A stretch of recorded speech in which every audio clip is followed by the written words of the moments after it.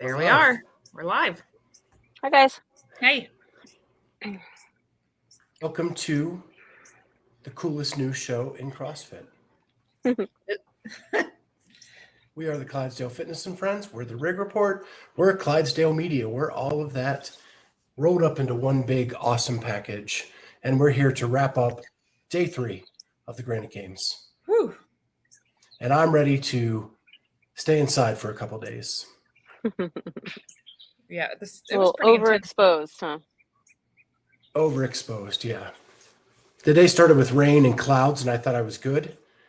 And then the sun came out. Oh, I like that. That's better. You're welcome. Did you not sunscreen today? I thought you we just learned your talked lesson about that. yesterday. No, it was yesterday. He didn't sunscreen. So Right. So yeah. you go back out today and you sunscreen. That's what you do usually. Didn't have any with me.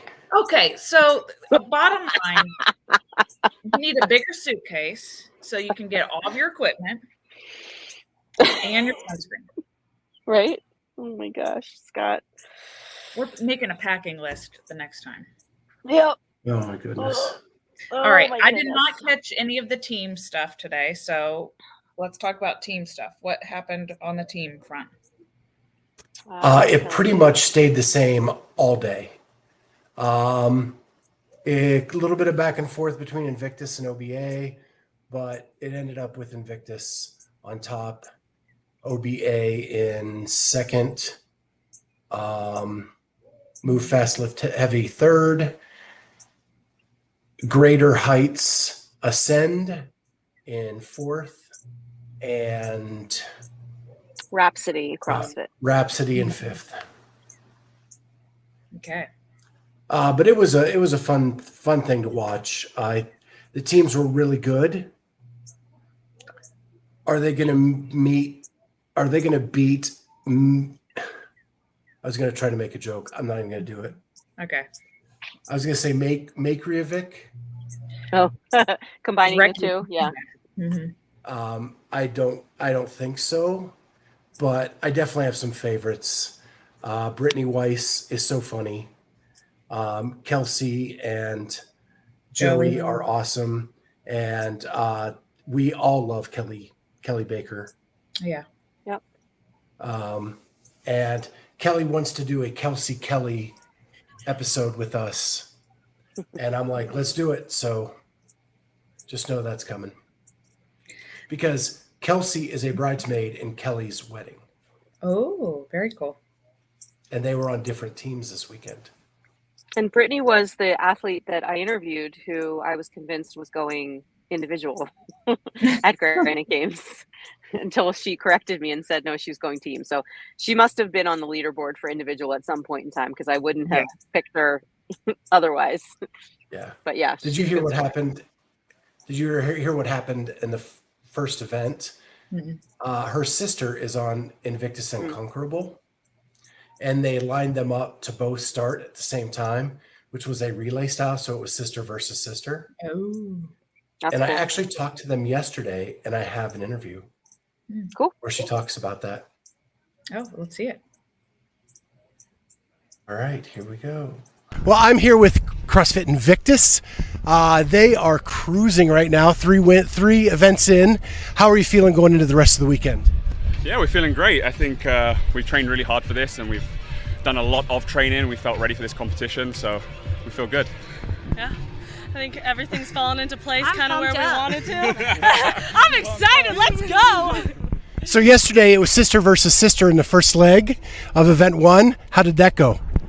I loved it. Allie hasn't been on the competition floor in quite a few years, so it was really fun to race with her on the first event. Awesome. So how do you keep focused for events 4, 5, and 6 now? It's just one event at a time. So when we go into the next event, that's all we think about. And then once that's done, we reset and go into the next one. So it's just one at a time. Bagels and food. Yeah. Professional answer, bagels. Bagels. It works. Well, thank you so much, guys, and good luck the rest of the weekend. Appreciate it. Thank you.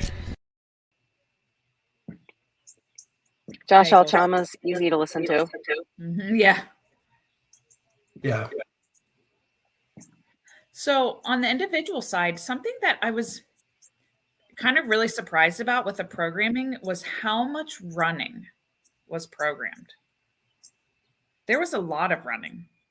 Like over the course of the whole weekend, you mean, not just? Yes, because we had the shuttle runs on today with the legless rope climb, which was predetermined. Like everybody was doing that.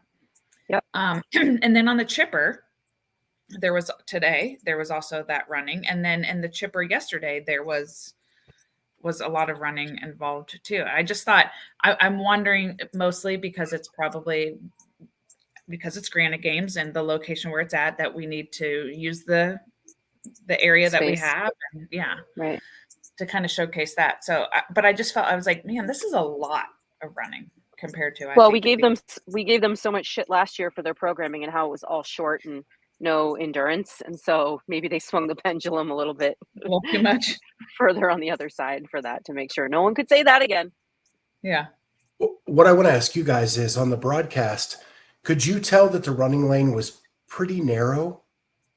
Yeah, they were sharing a lane doing burpees and stuff. Those judges were like ass to ass. Like, yeah, they were. That was but on the running lane, like around the stadium, like at the corners, the men were running into each other. Yeah. And they were running like down the middle, but while other people were actually doing work. Yes, in their lanes. It was hard. It was definitely visually very difficult to follow, like who was where.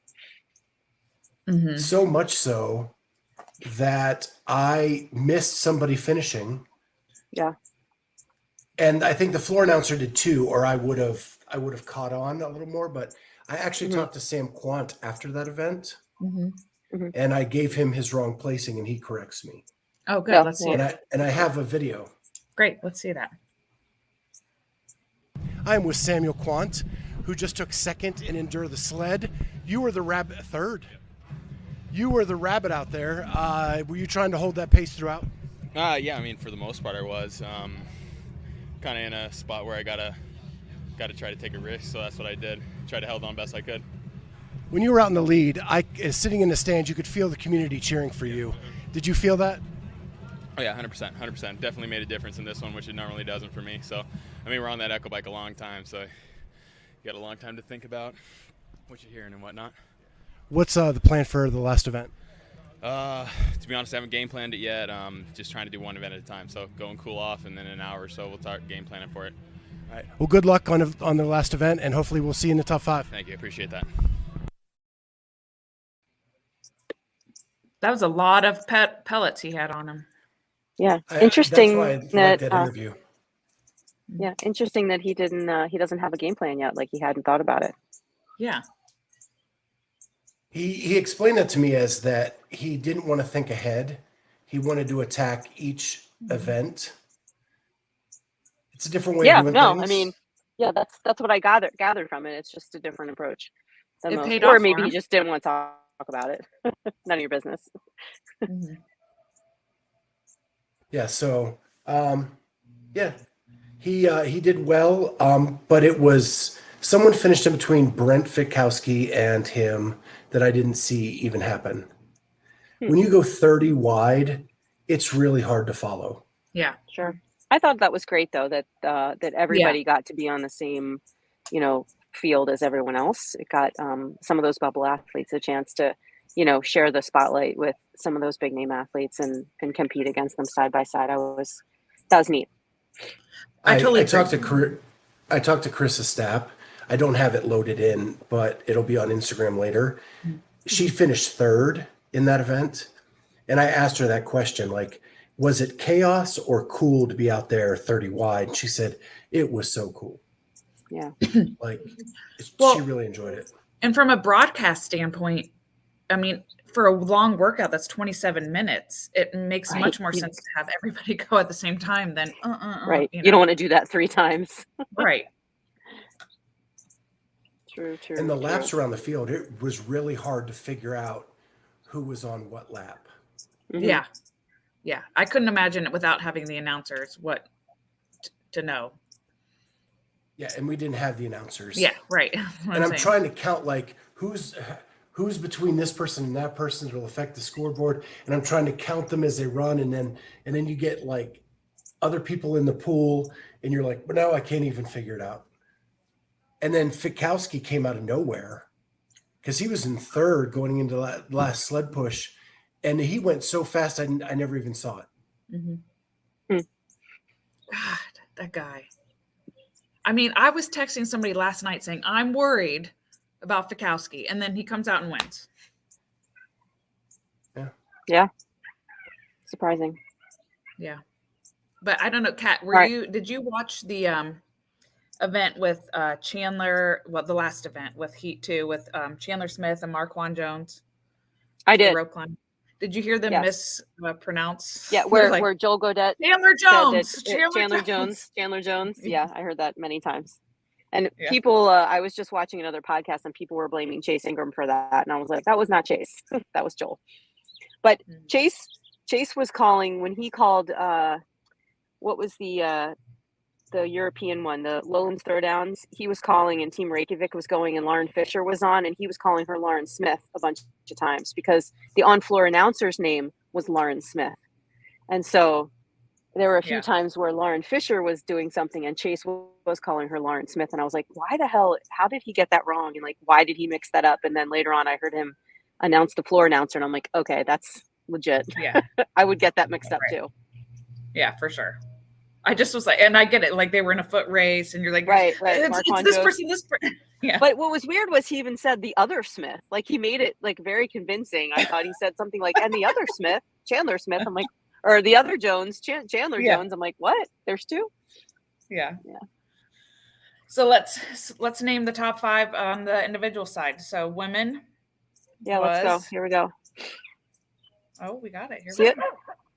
Yeah. Can I tell you, like that rope climb event was so exciting. The finishes were tight. Fee and Alex were neck and neck for most of that event.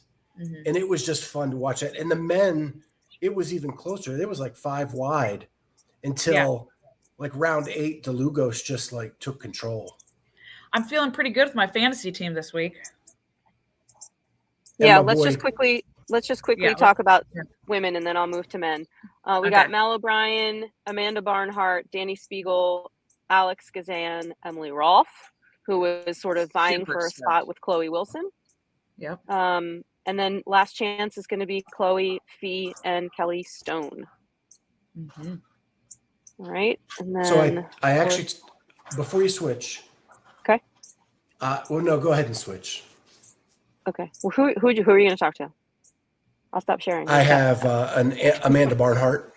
Okay. Oh, yeah, go ahead. Because we had said, like, why is she doing 5-pound increments? And yeah, why? Right. And so while she doesn't answer that directly, she kind of says what her goal was for the weekend. And I think it's important to hear. So. Okay. I'm with Amanda Barnhart, who just finished the long sled indoor. How are you feeling after that? My calves and legs are pretty smoked, but otherwise I feel okay. You put together a super consistent weekend, which has put you solidly in the top 5. Was that the plan coming in? Yes, that's the goal. We've been working on my weaknesses, and I have a tendency to win workouts and then finish in the bottom pack, and the goal this weekend was to be top 10 in all of them. So you have one last event to go. What's the plan? Go at my own race. I know this workout can catch up on people fast, and I know if I run my race, I'm going to end up where I want to be. Thank you so much, and good luck on the last event. Thank you.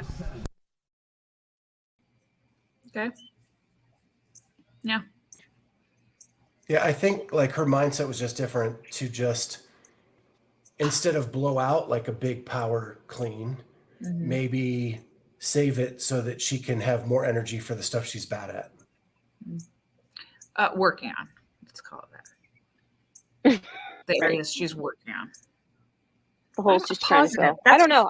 Yeah, I don't know if that explains that her strategy for that, but because I would have thought that another 5-10 pounds the extra points would have just helped her. But why not? She still took second though, didn't she? Yeah, I mean that's what I'm saying. Like, I mean, if it had come down to 5 points, that would have really sucked though.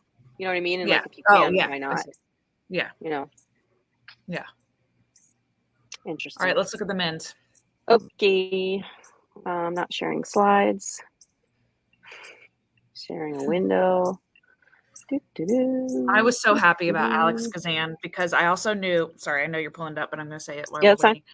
Because I knew that Justin Kotler has said that Alex Kazan has the best legless row climbs. And so I'm like, this is it, Alex. This is it. And I was like holding my breath, stoked. And both of his athletes won that event. I know. Which was cool. And I was annoyed with the broadcast because they weren't showing Matt or talking about Matt at all. I guess because it wasn't interesting in terms of the race for 5th and 6th, but he ended up, you know, ended up in 7th where he needed to be for last chance. And, you know, he's a taller athlete. You would have kind of made the assumption that he'd be really good at that workout. So they really lost track of him. Mm-hmm. But anyway, Brent Fikowski runs away with things a little bit. Phil Toon comes in a solid second. Our boy Travis Mayer right in there at 492. Samuel Kwant is going back, and you know, in an emotional announcement, Colton Mertens beats out Nick Matthew again. This time by a larger margin for that fifth and final spot for Madison. 10 points, a larger margin. Yeah. Well, 8 points, right? Wasn't it like 2 points last year or something like that? Oh, okay. They were super close last year, closer than 10 points last year, I guess is what I meant to say. So Nick, Matt, and Tim Paulson are going to have to fight for that last chance qualifier spot. We all knew, like, Tim, that legless was still going to be an issue for him. Yeah. Legless rope climbs are not his specialty. Yeah, I was pleasantly surprised with Colton all weekend and how he had like shored up some holes. Yeah. Well, there's still a hole. Oh yeah. 27th place. I mean, but yeah, that was not good. Okay. I hear that, but I would like to call out, he is my height. When you are doing a run and like that legless rope climb, he's at a disadvantage. Just while on other events, the taller athletes, like they were saying, Matt DeLucos was at a disadvantage on his chest to bar pull-ups the other day because he was so tall and the bar. Like, there's some but holes Matt DeLucos only got a 12th place, right? He didn't get a 27th place. So he and Phil Toon both have some work to do in that department. Only because if you look at Phil Toon's numbers too, like that one sticks out. Yeah, you know, as an outlier in terms of his scoring. But you're right. I mean, he's not going to grow. He just has to maybe like work on his vertical and work on his pulling strengths. Yeah, I think it's his pulling strength is what I'm talking about. He was kipping from the start, where a lot of the other athletes were not. Mm-hmm. And the other thing that really bugged me today is they kept saying over the loudspeaker that the world record was set by Tia Toomey. No, they fixed it. They said not on the floor. Well, they definitely said Chrissy O'Connell the entire time on the broadcast. And she's a very short athlete. Mm-hmm. True. Yet has very good pulling strength, right? So it's something he could work on. Yeah. The Matt DeLucos thing from last night was atrocious because I was right behind him. Mm-hmm. And essentially he was doing a hanging knee raise the entire time while doing chest to bar pull-ups. Yeah, and that seems like an easy fix. Yeah, and I told Kotler two things. One, last chance qualifier, he gets to do it at home. Yep. Gets his own bar. They'll let him put his own bar up. And two, can't Rogue figure out like an adjustable bar that like clicks in place? Mm-hmm. Like I'm sure that's something that's possible. Somebody said something on the Savant podcast last night. Like, if CrossFit can make a whole lane and warm up area for Danielle Brandon at the CrossFit Games because they think she has COVID, surely they can raise a bar for one athlete who happens to be tall. I thought that was funny. Yeah. And like kind of a burn, like, oh, you're right. Yeah. It just depends on, what they prioritize. That's all. Now, did Brent Fikowski have an issue with it? Or is the new height 8 feet fine for Brent, but just not fine for super giants? So Brent is 6'1". Okay. Matt is 6'4", 6'5". Okay. But wasn't that a whole PFA thing to get the bar heights changed? It was. Was it just because Brent was the person that they only needed to do it for him? Like for his height? Actually, Justin was explaining it to me. It was 92 inches. Mm-hmm. And it's never been 92 inches. It's always been like 95 inches or 98 inches. And he doesn't understand why these were set at 92. Mm. And he said even Brent was scraping his feet. Mm-hmm. Are you allowed to do that? Just that couple inches. I mean, what are you supposed to do? I don't know. I didn't think your feet could touch the ground on a gymnastics movement. Well, Interesting. mm-hmm. Yeah, I don't know. How about Yeah. the whole Chase Ingram, Alex Parker cancel thing? Have you guys heard about this? No. I've heard just Only a little bit. vaguely. I have no idea what the impetus for this was, but apparently Alex Parker has started a campaign, a petition to get Chase Ingram removed from the broadcast team because of things that he's said during his broadcast. And I don't understand it whatsoever. And then Yeah, I she's tried to go changed back it and to, see. yeah, she's altered the petition from get him fired to just awareness and changing of the way the broadcast is done. I don't know. I don't understand what the problem is. They quoted something about some guy's hair or so. I don't know. Mm. But it's who going viral. Who started it? Alex Parker. Okay, Alex Parker. Okay. And she did it in a story, so the story's gone. Okay, well, I'll look into it. But if you read the petition, it gives details, but I still don't quite understand what the problem is. Okay, I'll look into it. All right. Yeah, all I've heard is hair color reference. Okay. Mm-hmm. I'll check. Weird. All right, so what do we got next weekend? Atlas Games. Yeah. Nobody's traveling, so we should just be glued to our TVs. Mm-hmm. Correct. And we have talked to some of the athletes about coming on. Yeah. During that weekend, so hopefully we'll get that opportunity. And there's also strength and depth, and there's also the South American semifinal, which we don't know what it's called, but the Brazilian something, Madrid. I don't know. No, it wouldn't be Madrid. I thought it was Argentina. I don't know. Mm-hmm. I'm so tired. I don't even know. I just know that's where Guy's going to compete, because I was asking him, like, wait a minute, we haven't seen Guy yet. I want to see what he's going to do for the complex, because hopefully he's going to give Anthony Davis a run for his money. That would be interesting to see. And can we just talk about how dominant Mal O'Brien was this whole weekend? Yeah. And how it wasn't a clean sweep. No, but how she was way behind on that the chipper, the endure the sled one, and then made up all of her time on the echo bike of all things.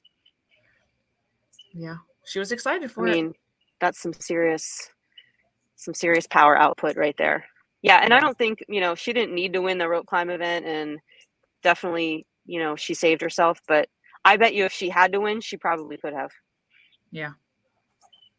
So I was told by a prominent person in the sport that they did not want to give her she can fight with Tia. And after this weekend, they're like, she can battle Tia. Oh, 100%. Yeah. And Tia was there. Yeah. Yeah. I'm sure Tia was taking watching notes. I'm sure. very closely. Yep. And so was Shane. Yep. Yeah. It's going to be And interesting. Nick and Dwight. Battle Royale. Yeah, it's and both camps were solidly there. But let's just say Matt has the upper hand there because he has trained with Tia. So he knows. He's got like both sides. Yeah. Yes. They're very different athletes. It's going to be interesting because Tia is so efficient and so fluid. And Mal, a lot of what she does is on grit. Totally. Like, you watch her run and then watch Emily Rolfe run. Mm-hmm. There's a different athleticism about that. And so she's making up for a lot of fluid movement by just pure grit and want to. Mm-hmm.